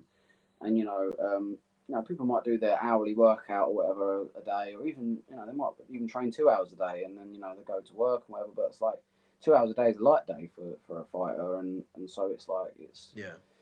training is your work, and it's an interesting lifestyle. And I think some people will probably struggle with it, and I wish Dustin Poirier the best. Like, not that he's going to see it, but I wish Dustin Poirier and anyone like that, sort of in a situation where um, they're retired and they're struggling to find their identity in life without fighting. I think a lot of people struggle to find their identity not being a fighter. Like, I think that's why we have a lot of people who um, I think even they might take really strong political stances, or they might get really into conspiracy theories, or they might get like really follow a football team. Mm, Um, because then who else, who are they without that? mm, Do they do? I think what's important is that you learn who you are without any of that, and then if you want to enjoy football and all this sort of that's fine, but don't let yourself be no one without it. I think is important because if you lose that thing, like fighting. It's like, well, then who are you now? You're mm. not Mason Kinsella the fighter. You're just Mason Kinsella. Who is Mason Kinsella? What do they do? Who are they? So yeah, I think it is tough. It is tough, and as I say, anyone who's going through that sort of thing, I wish them the best, and I think it's important to make sure you understand yourself and your identity as well. Absolutely. And but how do you build your own personal identity outside of fighting if it's all you do? And what kind of actionable steps do you take to ensure that whatever Dustin Poirier is going through, you don't go through as a fighter? I think it's about people, life, like being human. We're Mm, on this rock for a very short amount of time, and I'm not religious personally. So I don't necessarily believe in an afterlife, although I can't prove that there is or isn't one. mm, Um, so what a religious person might ask me, what's the meaning of life then? If you don't believe in God or an afterlife, um, what are we doing it all for? And I just think let's all just try and enjoy ourselves, and not at the detriment of other people. Let's all try and enjoy ourselves. Let's all try and make each other happy. And if you're a good person, and making other people should make you happy, should make you feel happy as well. mm. So I think it's just about being close to the ones you love, um, sort of giving love and love, and just enjoy the people around you. I think that's really important. I've got a girlfriend that I've had for 5 years now, Mhm. and she's amazing. She's absolutely amazing. Like, and not just like, oh, I've got a girlfriend, or I can have intercourse with someone. It's like, no, it's not. It's not just that. She really, really supports me. She never asks me, oh, don't go training, come spend time. She massively supports me in everything I do. She wants me to train. She wants me to do well. She wants me to be the best me. She makes me the best me. She completes parts of me that without her, I would probably maybe lack. She accepts those parts as well, that when maybe I might lack, and understands that that's just a bit of part of me. And we do the same for each other, and we make just such a great partnership and a relationship. And I think that's why that's perfect. That's what you want. You want to complete each other, but also you shouldn't be incomplete without each other. At the same time, it's kind of this weird fine line where you don't necessarily complete each other. You just add. It's like you are your whole self, and they are their whole self, but together you make something even more beautiful. If that makes sense. And you know, she's everything to me. And I think if I didn't have her, like I used to think, oh, if I get a girlfriend, maybe I'll be all soft and I'll spend less time training. But it's like I know for a fact she's helped me a lot. I used to struggle with anxiety a lot when I was younger. I was having sort of troublesome home issues sometimes, Mm. and whenever I went and sort of spent time with her, it was like a weight lifted off my shoulders, and that's really important. Like for my I- mental health. Is that because she would help coach you through the issues, or just because her presence? Oh yeah, just her presence. Yeah, just her presence. It's hard to explain really. Yeah, just the anxiety would just lift off of me. So yeah, I owe a lot to Chloe, and she'll always be on my side. I'm aware that I might get quite a lot of status as a fighter and money, and like I sort of said to myself a little while ago, like I will not end up like Conor McGregor. Like I promised that to myself. I will not end up going and hanging out with strippers and getting caught up in sex scandals. And I've got no interest in that whatsoever. I really, really don't. I think that's easy. That people sometimes glorify that. I just think they're no better than a drug addict. Like they're taking less than ideal um, consequences because they can't help their urges. You Mm. know, and sex is a drug like anything else. And so Conor McGregor and those guys who just shagging and cheating on their misses, it's like you just don't have the self discipline in that situation to be faithful to the one who supported you for that time. Like I feel bad for Dee Devlin. She's been there since the beginning, just like my Chloe has, and I would never ever treat her like she's been treated. So um, none of this is probably good for an interview, but I'm just sort of No, talking. I love it, mate. I love it honestly, because I feel like sometimes interviews don't really go into the person quite as much. So I'm really glad that you shared that. How did you meet Chloe? Tinder. How was it? Yeah, really. Yeah, yeah. I mean, like, I guess it's becoming more common and probably will be more common like as time goes on because it's just like feels like you go outside and there's no one outside anymore. Everyone's on a computer or is working or socializing or whatever. Mm, Uh, but yeah, I mean, as I say, other than the gym, I don't really go out much. mhm. I'm quite a. I'm actually a bit of a. What's it called when you're quite not shy, but You're like uh, introverted. yeah, a little bit, yeah. Um, like I used to think an introvert meant, oh, you're just shy and you're not really social. But I found out actually what it is more to do with it's like an extrovert kind of gets energy from socializing, Mm, and introverts tend to kind of feel a bit drained the more they socialize. And I'm definitely on that side of things. Like, if I ever go to a party, I've got about 2 hours in me, and then I've got to go sit in the toilet for a while and recharge. Like, yeah, like fair. can't really do long. Um, so I don't really go out much. I don't go to parties or anything like that. I don't go out. So I sound really, really boring. That's fine. I just focus on my training, and then yeah, with Chloe, it's like now I've just on the weekends I spend time with her and sort of relax and recover, and then go again the next week, and that's my life. Yeah, wicked. And that is the routine, isn't it? Really. It's all routine. Yeah, I know. I know when I'm seeing Chloe. I know when I'm going to work that day and that day. I know which session I'm doing that day. I could literally rattle off my whole routine of each week, every like right now, easily off the top of my head. Like it's Mm, I think some fighters would struggle with that. I think maybe they're a little bit more sort of flowy with the wind, and I think that does lead eventually to you just kind of missing out sessions and just sort of yeah. going, oh, what I'm doing today and feeling a little bit lost. But I know where I'm at. I know what things I train the most, and that thing. I might change things like sort of bi-weekly and things like that. But yeah, I pretty much always know where I'm going to be. Yeah, that's what I was gonna ask. I mean, well, first things first, the routine sounds great, but all I know is that I will never ask you for a lift. Yeah.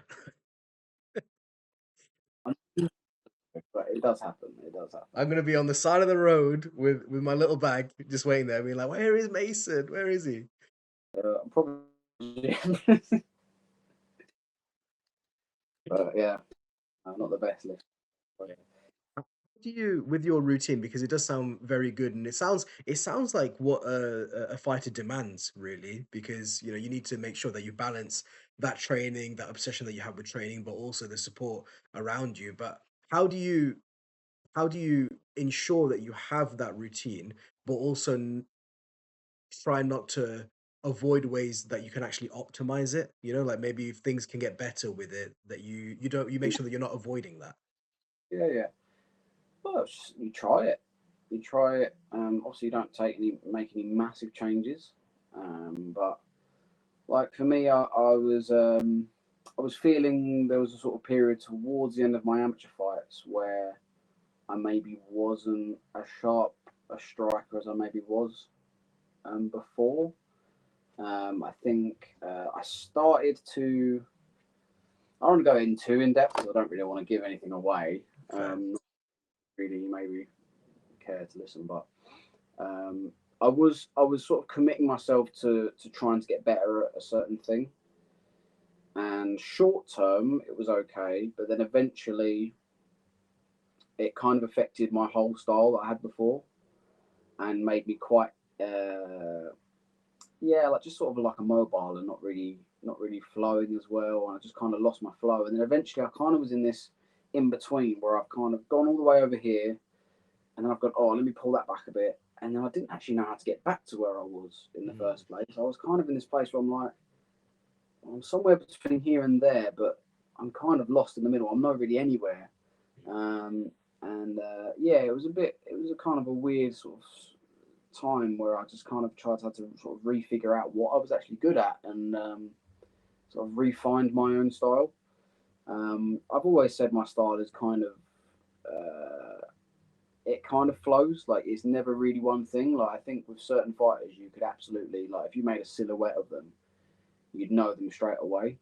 mm. If especially if you're a big fan of MMA, but with me, I'm not sure you'd be quite as easy because I think I kind of encapsulate sort of several styles. Mm. Um, During the fight, I'll kind of switch from sort of more hands up position to hands down position, a southpaw, orthodox, maybe a bit more lighter on the feet, and then maybe a bit more planted, a bit taller, a bit shorter, and so I think, but I think that's what makes me really hard to deal with is that I kind of give you so many different looks that Mm. you don't really know what's coming at you, and I think that overloads a lot of people. Yeah, I would agree with that. I was speaking with Jer Harris actually, and he told me that with the professional leagues, sometimes it's actually easier because you have more footage of your opponents, so you can study them and you can see their tendencies. Whereas with the amateur leagues, you don't really have that, do you, as much? So it can be different, but it also allows you to adapt your style and become a lot more like water. People like to say like Bruce Lee be like water and all that. So is that something that you drill within your camps to, maybe be a little bit more pressuring? This time I'll be a little bit more countering. Do you feel like you can switch between those as the fight goes on? Yeah, absolutely. Yeah, I think my fight IQ is probably one of my best weapons. Um, I think I, I like to watch my opponents to an extent. I think you can massively over watch opponents, especially at lower levels. Mm, At amateur level, people are learning quite quickly because they're at that sort of low learning point, and so you can watch a fight from a year ago, and they can be pretty much different. mm, And they might have a weapon now they didn't have before. You might go, "Oh, this guy never throws any high kicks," and well, now they've learned in a year. So you can't really rely on those things because they're not actually trustworthy. As you get higher up the levels, though, not only will you have more footage, but also the you will start to plateau as you get up the level. It's just harder to get better the more you know. That's just you've learned more of the sport, right? Um, so the improvement level is now down to like little tiny things you adjust. You know, you already got your foundations and that's what, and you can get them better and better, and you will get better and better as you do them every day. But the little details and the little tricks of the trade that make you better, like they're a little bit more subtle. So at the lower level where I'm at now, at the lower professional stages, and sort of well, where I was in the amateur stages, like I used to watch them. I used to look at a few things. I used to look at their feet. Where are their feet? Where are the Mm, feet facing? How wide is their stance? How small is their stance? Are they bouncing or are they plodding? mm, Are they like karate style, like bounce, bounce, bounce, in, out, both feet? Or are they 1 foot, 2 foot, 1 foot, 2 foot, 1 foot, 2 foot, walking in? Where are their hands? Are they? Is the left hand lower than the other, or are they? Is their hand quite close to their face, quite far? Some people are like reaching. Some people are very much close to the face. Some are a little bit like lower here. They've got like a sort of a Philly shell sort of situation, and that sort of depends on whether the body shots are going to. That kind of tells you whether the body shots are going to be open. The legs, a lot of that is sort of how open are they to leg kicks. You know, how much head movement do they do? Are they doing a lot of head movement? Are their head constantly moving, or is it only when you punch they try to react? Because there's a difference between moving your head when someone punches, and there's a difference between having your head a moving target yeah. to the point where if I keep moving my head left, right, you're going to punch to my left now. Mm, But if I don't move, I've dodged the punch by not moving. mm, Does that make sense? And there's it a does. difference with that where if I keep my head completely still and only move when you punch, then it's like I'll move there, and you didn't know if I was going to move there or not. But also, you might decide to throw the hook, and so it's a bit more of a guess. So I look at things that are more broad. I don't look at. I've seen things where like John Jones will say, "Oh yeah, I'll find out their first, second, and third and fourth favorite punch and the percentage of how often they throw it." And yeah, and I just think that stuff can you can get lost in the sauce there and start to think you know exactly what they're going to do, and they might do something different, and that might catch you off guard. Do you Mm, know what I mean? So, and if you're fighting someone and you think you know they're going to do everything they're going to do, and they start doing none of the things that you think they're going to, that can freak you out. That can throw you through a loop, and you don't want that sort of feeling during a fight. So, but as I get up the levels, I think I will pay a little bit more attention to the things they do because I think they'll probably come with less and less surprises as time goes on. mhm, Um, but I can look at most of my opponents and within sort of about 20 seconds kind of figure out more or less where I'm approaching it from. mm. Makes sense. Especially, Uh, especially because obviously if they're 20 seconds, I don't know what kind of situation that is. But yeah, from striking scenario, I can watch first 20 seconds and already know sort of strikes I want to be setting up and throwing and landing. Absolutely, yeah. I mean, take your next opponent, your next opponent, Mohammed Al-Jud. How much do you know about him? How much footage did you actually look into him? And I'm not saying what would be your approach for it, but how do you approach that? Yeah, I watched a little bit of him. Um, I know exactly what I need to do with him, and I think it's yeah. I mean, to me, it's just a case of I need to just do my job, and it will be, and I can secure the win. Um, the only way he wins this fight is if I get reckless and do stupid things and don't stick to my game plan and do the things I need to do. So the ball's in my court, in my opinion. I think there's nothing he can do as long as I'm on my game to take it away from me, really.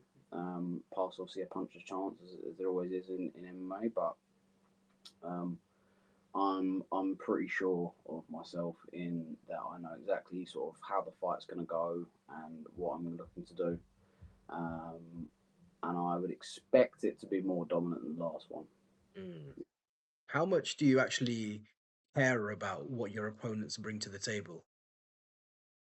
You have to care. You can't underestimate people. That's the best way to lose. And we spoke about that a little bit earlier with Yeah. Ilya. That's the easiest way to lose a fight. You should win is underestimate them. So yes, that's rule number one. Um, you have to care about them, but there's a difference between care and worry. Right? Yeah. You don't worry. There's two different. There's language difference. You acknowledge, you understand, and you appreciate what they can do, um, and then act and prepare accordingly. You don't worry. That's a different thing. And the worry is for people who aren't prepared. You know, if you don't prepare to, if you fail to prepare, you prepare to fail. So as long as you prepare and you set yourself up in the right way, you shouldn't have anything to worry about theoretically. So. Mm. Yeah, absolutely. And I know you said that you don't necessarily like to look too much into the future, but I do. So uh, I want to ask you, beyond this, obviously you've had those 8 amateur fights. Those were fantastic.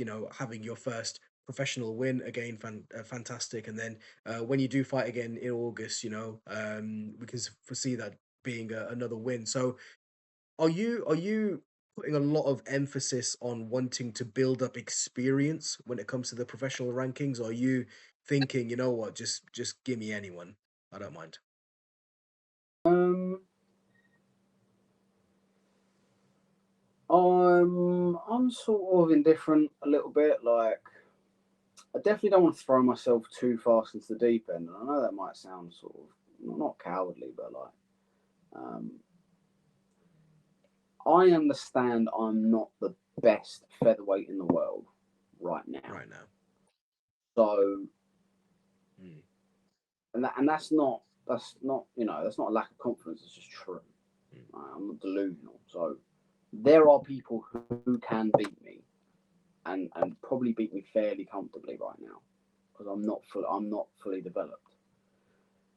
So to think that I couldn't be chucked too far into the deep end and give myself an issue that maybe I can't handle right now would then be just illogical and delusional. So, um, but yeah, I mean, there's not really a fight right now where I sit there and go, well, that's a realistic fight that I could take right now. That's going to be way too big for me.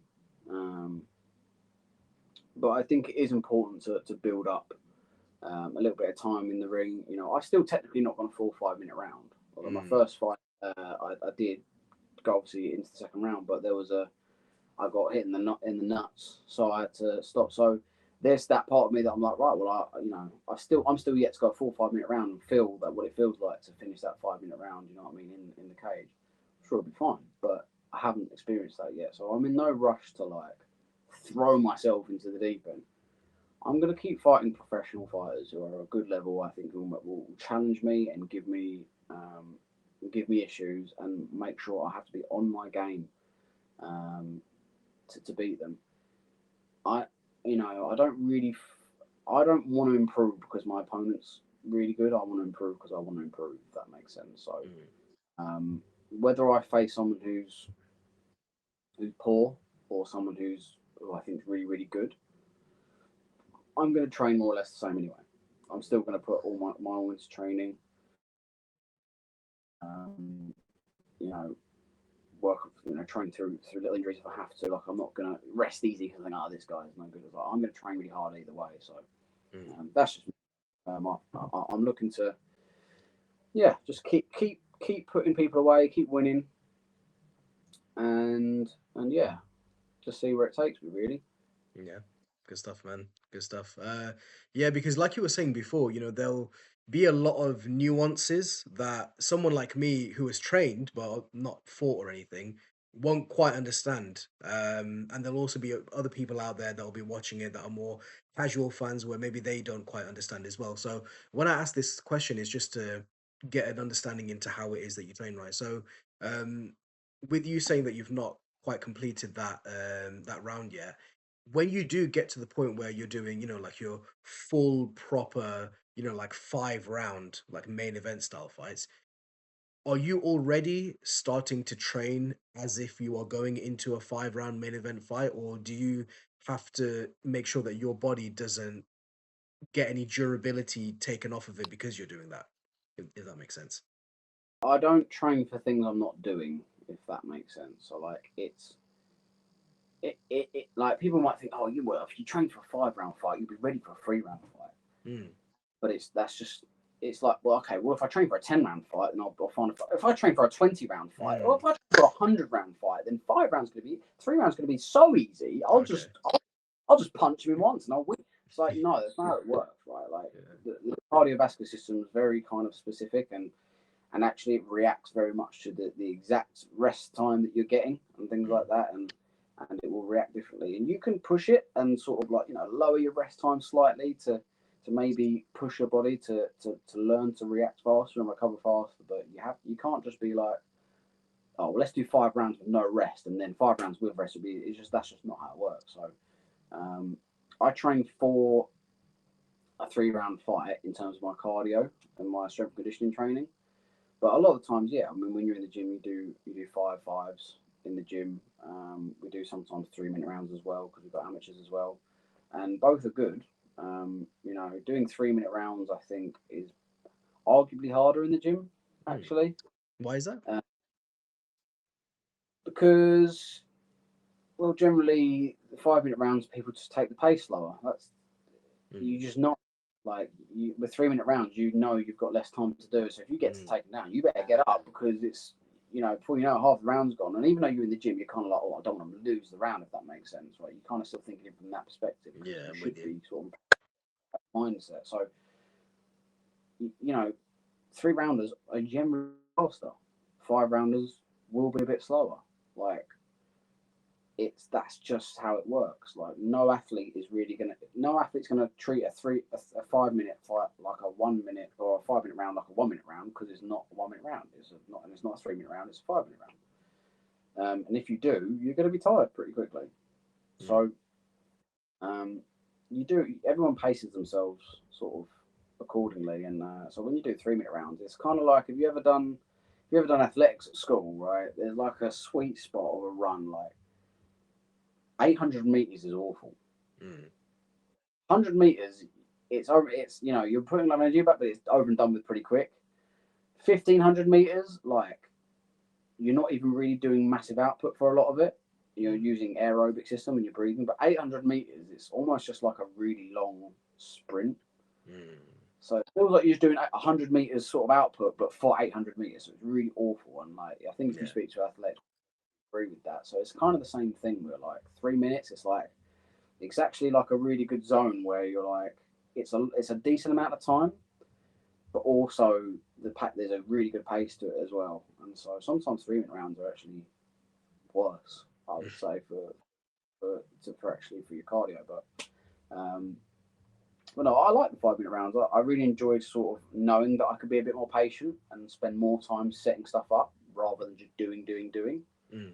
I think in the 3 minute rounds, like as I say, like a lot of times some fights get crowded because people are so desperate to go forward and do something that they kind of just crash into each other, and then you get clinch fests. With the Mm. 5 minutes now, I feel like you can set yourself up a little bit more and spend more time. And I feel like you give me more time and preparation, then it comes down to your fight IQ, and I think I outdone everyone in that. So I Mm. think it the longer the fight goes on a lot of the time, because I think that's where the fight IQ comes in, and I think that's one of my better weapons. So I like the 5 rounds. I also love the 4 ounce gloves. They definitely hit different. Mm. Um, in all my amateur fights, I never knocked anyone out cold. I never knocked anyone out. I knocked one guy down, like on his ass. I've never, other than that, I didn't knock anyone on their ass. I didn't knock anyone on their ass in kickboxing and Muay Thai either. It was all just like I'd get 8 counts sometimes against the ropes and stuff, where I was just beating them up, but the referee would get involved and stuff. I never knocked someone like flat on their ass. And so, and then I did it. One of my amateur fights, he popped straight back up. I was like, I landed the bet. Like that was as good a hook as you can land. How was he not getting knocked out? I was like, it was getting frustrating. And then, yeah, put the 4 ounces on, and within a couple of minutes, like I've only hit him a few times, like cleanly, and he already got a welt on his face, and I'm like, oh, yeah, these are doing damage, and I could just tell, like, oh, can you hear me? Yeah, yeah, I'm with you. Oh, I've gone. Oh, okay, I thought it froze for a second. Yeah, you could tell, like, when I was hitting him, even with the jab, like he was stiffening up, and sort of his energy would like, not his energy like cardio, but energy like sort of Mm. aggressive, competitive energy it's kind of been like dwindled away every time you call him with a nice jab. Whereas before, people could kind of eat a jab and it was all right. But when he's hitting him with that stiff jab and it was like hurting his face, I could see it was hurting him. I could tell, like, yeah, this is it's a different ball game. So, and I'm really confident in my gym. I've never been dropped in the gym or anywhere. Um, so I'm really confident that my chin will hold up. But I think now for me, it's like I've got a little bit more firepower, and I think I've got that knockout threat now, which I didn't have before. I think it's Mm. probably the only thing I'm missing as an amateur. Really, is like the threat of like if I catch you, you're going to sleep. Um, my good friend of mine that I trained with, Oli Sarwar, was pretty much the same. He was, he had a pretty good amateur record, I think, but like wasn't really knocking anyone out. And then I'm pretty sure he went 7 or 8-0 as a pro, as a bantamweight, all first round knockouts. And it's Oh just like, wow. whoa, where did that come from? And I asked him, and he was like, just mate, them 4 ounces, they just drop. Like, you hit them and they just go. I'm like, well, okay, well, I'm excited to try that for myself. And I think it's going to make a difference. I think you're going to see a lot of knockouts in my career. Mm, absolutely, mate. Absolutely. Last thing that I wanted to cover really with yourself is how old are you? 24. You're 24. You always hear the questions of, oh, if you could go back to your 18-year-old self and say something, what would it be? But I feel like people will be watching this interview, within the next 5 years, within the next 10 years, and be thinking, oh, flipping hell, Mason, he was so young there, he was so, full of life. Oh, look at his beard and all of that. And, like he's probably grown out or whatever. He put John Jones number one, he's come to his senses now. Yeah, like people will be watching this interview and just picking out certain bits, just like they do for all of the big stars like the McGregors and like the Khabibs, for example. What do you think you will think of yourself within 5 to 10 years time? I'm very self-critical, so I'll probably hate myself, which is fine. I get, I don't take it personally, future Mason, but um, yeah, I'm quite self-critical, and I kind of like I'm judgmental of myself, and I always expect more of myself, and in every aspect, not just fighting. I kind of expect myself to, oh, maybe I should have been more polite, or maybe I should have been more well-spoken, chose my words better, things like that. In all, I kind of go, shouldn't maybe shouldn't have Mm, talked that long or whatever. Um, but I'm only being myself, and that's all you can do. So, but I think, do you mean it as a fighter or as everything. um, yeah, I think I should be quite proud of myself in the future. To be honest, I think I'm working hard. I'm helping those around me when I can. Not that I have a lot of ability to, especially financially, but I do try and help people even financially For when I now. can. For now, I do try and help people when I can. I'm training hard. Um, I've got a lovely girlfriend that I'm loyal to, and I try and see my family as much as I can and spend time with them when I've got free time. Um, so there isn't really much to be too judgmental of, I don't think. And I think in that time later on, hopefully, I would have put myself in a really good position where I'm working my way up in the world of MMA, and hopefully, I'll be able to look back at me and go, yeah, well done for helping put me build the foundation to put myself in that position. That's what I would hope. Um, who knows? Who knows?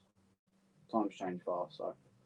Mm, absolutely, mate. Shout out to your support system. Shout out to Chloe. Shout out to Nan, of course.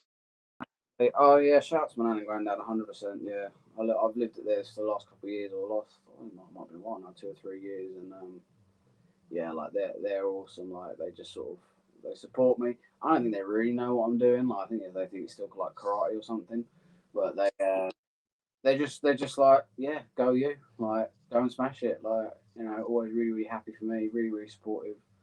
They don't nag me that much, even if I deserve it. And yeah, I'm just spoiled really. I'm spoiled by my nan and granddad. It is literally like the stereotypical like nan life. I can do no wrong in her eyes. Yeah. Um, but what can I say? Maybe I am just perfect. Um, but In her she, eyes, definitely. but yeah, massive massive shout out to my nan and granddad, and my dad as well was massive in my career. That voice telling me to just crack on and get stuff done is my dad. It is my dad in my head. That's sort of self-critical, like, come on, you need to do better, and sometimes it's maybe too much. Like, you do have to sometimes appreciate what you've done and smell the roses. And I've been learning to do that a little bit more recently. I think, almost there would be fights where I'd win and I wouldn't even really be happy. I'd just be sort of relieved, and that's sort of the best I felt about it. Not even really that satisfied, um, which is a shame, because I think you only get to live these experiences once, and you should try and enjoy them whilst you're doing them. But um, yeah, I guess it was kind of like I'll rest when I'm dead kind of mentality. Um, I assume that's just because you're so goal oriented, aren't you? yeah, it's just like this is. I guess I was just seeing it as like, well, this is just the stepping stones to where I want to be. This isn't really what I. This isn't the achievement yet. Like, the achievement is to get into a high level, which I think is, I think it's a good, effective mindset in a way. But also, there's nothing wrong with taking a little bit of time to go, yeah, I did all right there, and that sort of thing. So I've been learning to do that a little bit more recently. But yeah, like, my dad has been massive, and my mum, she's a loving mother, and that's all you can really ask for most of the time. I think, like, she cares about me, and my dad cares about me, and I've got loads of family that care about me. So, and I couldn't do it without them, and my sponsors as well. Like, Hmm. I've got sponsors that have been really good to me. Like, um, a friend of mine called Bob. He sponsored me under Melrose Partners, and he was with me for a while. He was giving me like a really decent amount of money every time I fought, and for no real like return. Like, his business being on my shirt got him almost certainly zero business. Um, and yet he helped me for, I think it was like 5 or 6 fights. I've still got another one, Charlie, who is under Advocate Architectural Glaze, and he's still on my shoulder. Every time I say I'm fighting, I don't expect him to, but he's just like, yeah, cool, I'll send you the money over. Like, it's just like, I don't know what I did to deserve like these awesome people in my life that are just so generous, and thoughtful. I've got another sponsor called Rob Head, and he gives me monthly sponsorship, and that's amazing. I've just got another sponsor recently, Gary Harvey, and he's been helping me massively as well, like life changing, um, and yeah, pretty much like doubled my yearly salary through sponsorship. And like, I don't know how to. I can't even say thank you enough to these people when like, I almost feel like I'm insulting them by thanking them, because it's such a shit return for how generous they're being. Does that make sense? Like, you're giving me so much and you're changing my life, and all I can go, oh, thank you. Well, that's the best I can do. Um, and if I can ever do anything for them, I always will, because I'm so grateful. And I've had tons of people that help me. I couldn't even, Daniel is a friend of mine, Dan Wassel. He's massively helpful to me. He's been sponsoring me a bunch of times as well, and whenever he can. These are normal people. These aren't like mega rich people. Some of them have got their dough. Don't get me wrong, but um, a few of these people are just, they've got businesses, but like, they're not in nowhere near a millionaire. Some of them, and the fact they help me regardless. I've had people just go, oh yeah, have a few hundred quid, and you're like, why? Because I really appreciate what you're doing, and I just want to support you and help make sure you're all right. Like, and that's massive for me. Like, you know what I mean? Like, that's like a week's worth of food, and I might only make that in a week. Do you know what I mean? Like, Mm. so yeah, like, I've got the best sort of support system, and people around me. My coach as well, Jack Mason, at Cage Warrior, he runs Cage Warriors Academy, and BKK, and he's like, you, I remember someone said, I can't remember who said it. Someone said at the gym, it's like, if you take Jack's advice about basically anything, you won't go far wrong. Like, he's been around the block in almost every sense. Like, Mm. he's got a high pressure job in London, and he's traveling all the time, and he still has time to make sure all of his fighters are getting well taken care of in terms of their training, and helping them, and mentally, emotionally, physically. Like he's always making sure they're right. They make sure the weight cuts all right and that sort of stuff. He's like the busiest man on planet Earth. Charlie Kinder is a boxing coach at BKK as well, and he's like a or sort of another father figure to a lot of the fighters, and so as well. And he's in my corner. Um, and yeah, so like I've just got like I really couldn't be much more grateful or lucky in the situation I am. Um, and so like I'm not saying this to brag because I know there's probably a lot of fighters who are like, oh, I wish I had all that, and they should because it's amazing. And I'm really grateful. I'm saying it just purely out of gratitude. Like Mm. I think that's another one of like life's really important lessons. Like always be grateful. Like you might think your life's rubbish. It can. I promise you, it can get worse. Do you know what I mean? Like when people come to me and say, "Oh, this is rubbish," this bad, you've got 2 arms and 2 legs, so that's 4 things that could get worse straight away. You can Yeah. still see, you can still hear, still, you know what I mean. Things can always get worse. Like, are you dying? No, then you're probably doing pretty good, really, long term. Um, so yeah, I Yeah. think gratitude, and I'm super grateful to those guys, Gary Harvey and Charlie and Rob and Daniel and all these people that have helped me and all the people that might help me in future. I'm super grateful for those people. So yeah, massive shout out to all of them. I love it, mate. Yeah, I love it. And that's the thing as well, when you have such a good support system around you, you even if you do wrong, and even if you feel like you've not quite taken the right steps, at least you feel like you have those people around you that will be able to support you in that way. And that's such an important factor for it. And I really enjoyed this interview, mate. It's probably one of the favorite ones that I've done, not just from understanding more about the technical side of things, how you were telling me about like the cardio and the 3 5 minute rounds, etc., but also just understanding a lot about you and the support system that you have and your mentality and how you approach things. Like I really genuinely did enjoy it. So thank you so much, mate. I appreciate it. get that. And yeah, no, thank you for having me. I really enjoyed it. No, 100%. And just genuine, like honest feedback because as much as you're trying to get better as a fighter, I'm also trying to get better as, like an interviewer and doing what I'm doing right now. So even if you said, this was crap or whatever, like feel free to, but I hate like the traditional like MMA media questions. They're like, "Oh, do you think you're gonna win your next fight?" Yada yada yada. How do you think I did? And you got any pointers or anything? I think you all asked really good questions. I think not only were they sort of original, because like you can ask original things, just like, oh, what would you do if an alien came in your room and started slapping you in the face with his dick?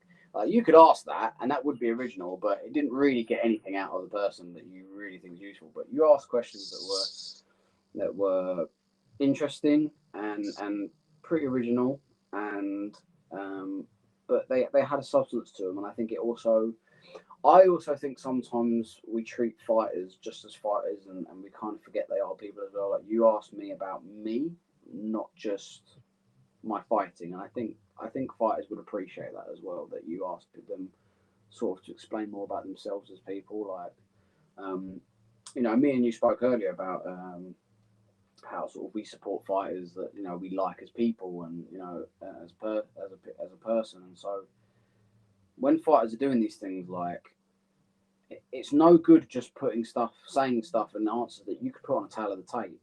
Like, oh yeah, how tall are you? And what's your weight? And things that you could literally put on paper as a tail of the tape is not Mm, really that doesn't help you understand them as a person. So I think you asked some really good questions that would help people sort of get an idea of me and what I'm like.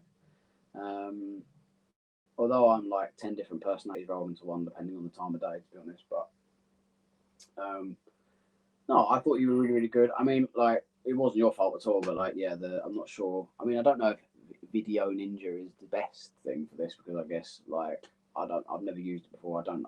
You said there's not really been any issues for, so it's probably my Wi-Fi or something. I don't know. But yeah, I literally, I think you could take this as a compliment though. Like, yeah, like the only thing I could maybe say is like maybe it's just like the sort of setup could maybe be better. I don't really know. Mhm. Um, yeah, that's about it really. Maybe a better background. I don't know. Like, yeah, Mm. you pretty much smashed it. Like, I think you did really well. It's probably my favourite interview I've had in terms of like the meaningful questions and stuff like that. So Thank you, mate. I I really appreciate appreciate it. it. No, no, I appreciate you, man. And you're like, these blinds mean a lot to me, so I'll always have them in the back, I'm trying to be actually picky because this is what I would. I'm trying to be actually picky because that's what I would want. Like, you ask for feedback, and like when I want feedback, I want you to be fucking picky to the Yeah. point where it's like, oh well, I might not have even thought of that, and some people wouldn't even think say, oh, 'cause it's so minor. But I want to think about the minor details. Maybe some people would think that it looks unprofessional. I don't know. I don't care, obviously, but Yeah, that's I know you great. don't, and that's why I appreciate it. I appreciate it. I don't just ask the question because I've asked other fighters in the past before, and I don't just ask the question to have them glaze me and be like, "Oh no, this is amazing," bro. I genuinely want to know like what I could do better, sort of thing. I think we think the same way. Like, that's it, isn't it? Like, if you want to get better, it's the minor details. Like, well, you got to get yourself like an Errol Helwani studio. I think that's the best thing you can do next. Is like get a big old studio, maybe even just like green screen it. I don't know, Yeah, yeah, but yeah, yeah, I don't for know how sure. much green screen. It probably can't be that much, but Can't be too much. no, Yeah, no, I really enjoyed it. thank you, brother. I appreciate it, man. And yeah, more than happy. Obviously, if you're happy to get you one in the future as well. Yeah, yeah, yeah. No Yeah. problem. All right, Mason Kinsella, you are an absolute legend, mate. And I promise you, the next time that we do a blind ranking, I won't set you up like that. Uh, I'm gonna be up at night, not being able to sleep because of that. All right, you're a legend, mate. Thank you so much for your time. I appreciate it. And I'll speak to you soon, hopefully. Yeah. Speak to you soon, mate. See you later. All the best. Bye.